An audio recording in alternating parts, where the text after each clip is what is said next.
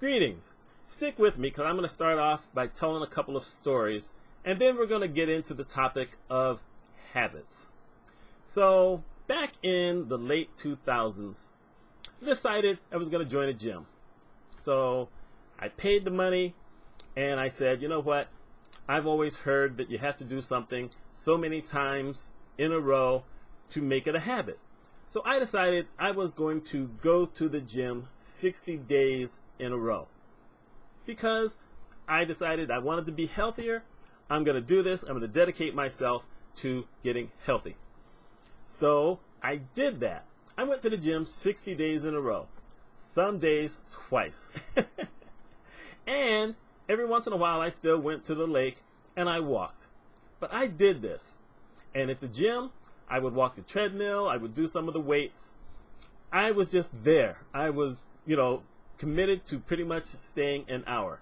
I actually did 68 straight days. I was proud of myself for doing that.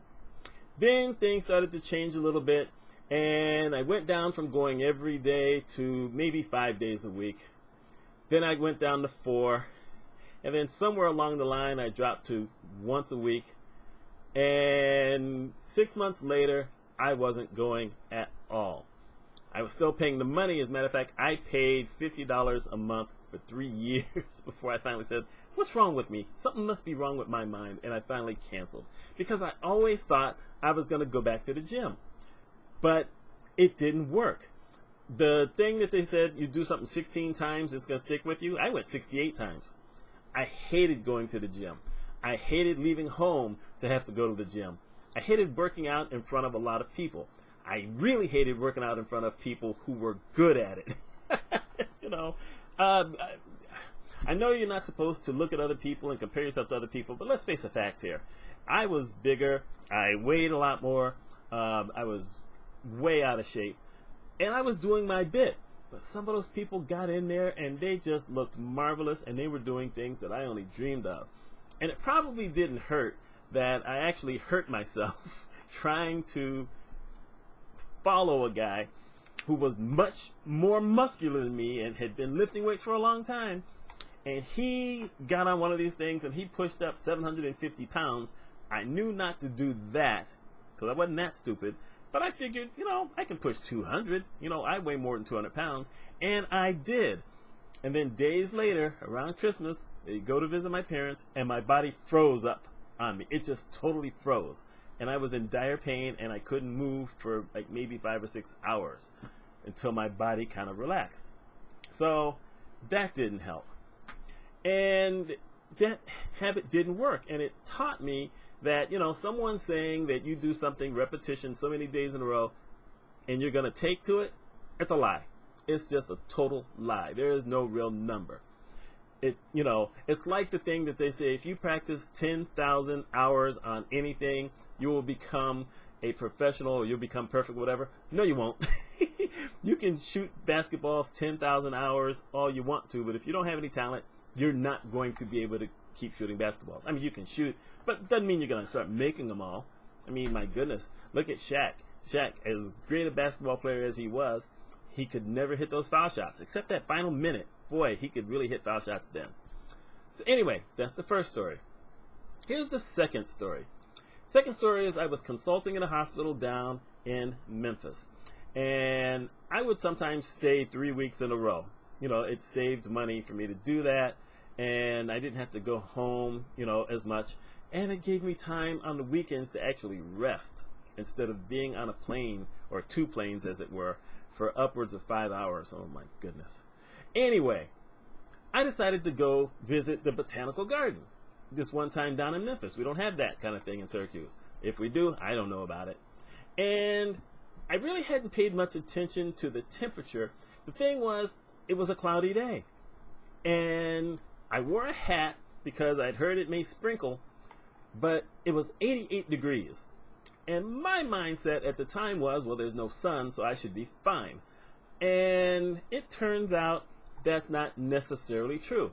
I did well when I was at the botanical gardens. I walked around. I did a whole lot of walking, but I didn't drink any water. I had eaten breakfast and I'd had something to drink then, But during the time I was at the Botanical Gardens, I didn't realize that I was overheating. One of the things about diabetics is if you overheat, you could crash. And for those of you who aren't diabetic and don't know what that means, usually there's a range that is recommended that I call it glucose, everyone else calls it blood sugar, but there's a recommended range. Now my range is actually a little higher than the norm. You know, the range that's recommended is between 80 and 120. But if I get below 100, I don't feel well. So I leave the Botanical Gardens, I go back to the hotel, and I run out of energy. I'm just sapped. So I get in bed, and I go to sleep. And I slept about 3.5, 4 hours, and I woke up, and I felt like I couldn't move. I was down. Luckily, I had my glucometer next to me, so I, slide it over, and I check my finger. I'm at 33. 33 is critical. 33 is just critical no matter who you are. And so I was just stuck. I'm just laying there in bed, and it was scary. It took me about an hour before I could figure out a way, because I couldn't think properly. I had candies, but they were in my suitcase, and I couldn't think about it at the time. Nothing. I couldn't think straight. My body wouldn't work.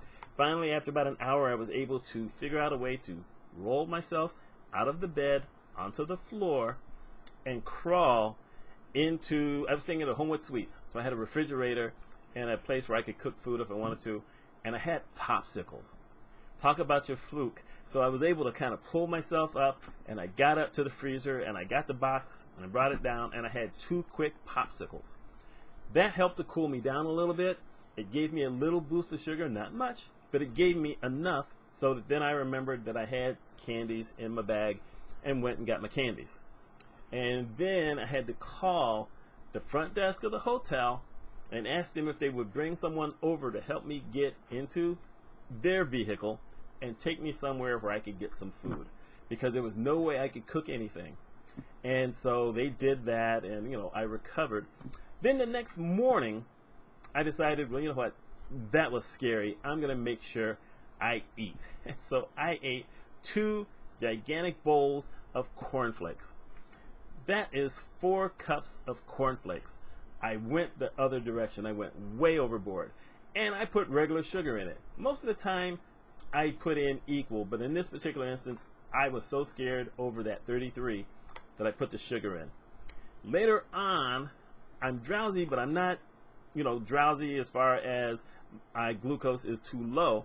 I checked my glucose, and this is many hours later, it's 444. I have gone 2 totally different directions. That's scary. And on that day, I said, you know what? No, this isn't going to work. I need to start tracking my food intake some way, and I need to start exercising, doing something that I will stick with. And I had been to see my endocrinologist. Sometimes that's hard to say. Anyway, I had seen her, and she had recommended this thing called MyFitnessPal. So I decided to download the app, and it lets you track foods, and it tells you how many calories different things have. Sometimes you have to be creative to find your foods. If you go to like a local restaurant instead of a chain, they may have lasagna, but you're not going to find the name of that chain, so you match it up to lasagna somewhere else, and you put it in there. Anyhow, I started doing that on the following Monday. And what I also started doing was walking. Now, I had always liked walking, but I had never made a commitment to do it all the time. I made a commitment on that day that I was going to walk at least 10,000 steps every single day, because 10,000 steps was recommended. It turns out that that doesn't actually mean anything. So later on, I modified it to 5 miles a day. And this was back in summer of 2014. And since that time, we're talking 6 years now, I have tracked my food every single day for over 6 years, and I have walked at least 5 miles every single day for 6 years. I changed my habit on that day, and I've continued with it. Because here's the thing about habits. Everyone thinks that you can just develop a habit by starting to do something new. No. You have to have a motivation for it. And it can't be a want motivation. So if you decide, you know what, I want to become a vegetarian, you're probably not going to stick to it because you just want it. You know, there's a lot of things that we all want, and it's harder to stick to that. There's no passion to that. However, if you do something because it's more of a need, then that's a different story. I hear stories all the time about people who had health issues, and they decide, you know what, it's time to get in shape, or it's time to stop smoking, it's time to stop drinking, it's time to join Alcoholics Anonymous. You know, those are things that they're needs. They're not wants, they're needs. But you don't have to wait until you get to something like that. You have to think about your need. So maybe you're homeless, but you're mentally aware, but you're homeless, you have some struggle. Your need has to be, you know what, I need to make some money. Your need isn't, I need to be a millionaire tomorrow. Your need says, I need to make some money. You can go to almost any kind of bathroom, any fast food restaurant, get yourself cleaned up really quick, and then go out and find yourself a job. You may even find a job in the place where you washed up. And that's just to get you started, because that's what that need is. You know, I now need this money to help me at least get started in some way. Nothing says you have to stay in that place, but sometimes it's just being able to start, and you start because you have a need. That's how habits happen. That's how you get caught on a habit. That's how you will follow that habit, and you will be strong. And, you know, I have been working lately on trying to figure out some other habits that I need to get into. For instance, earlier this year, I was writing in my gratitude journal every single day. I was doing great. I was opening up my, Jesus Christ, my planner. Here it is. I was opening up my planner every single day. At night, I would put in the things I was going to do the next day. What happened? COVID, quarantine. Basically, I could leave the house, but it's like I can't go to any restaurants anymore. And pretty much in the house with mom all the time now. And so much for habit, because that wasn't a need, it was a want. Yet, I was still able to get in my miles every single day. And even today, heck, I'm sitting here right now at 9 miles. I had a big, busy day walking around today. But it's about what your need is. So think about that. If you have something in your life and you say, you know what, I need to change this. This is not a want. This is a need. Or formulate it in your mind that you have this need, no matter what it is, and you want to work on trying to do that.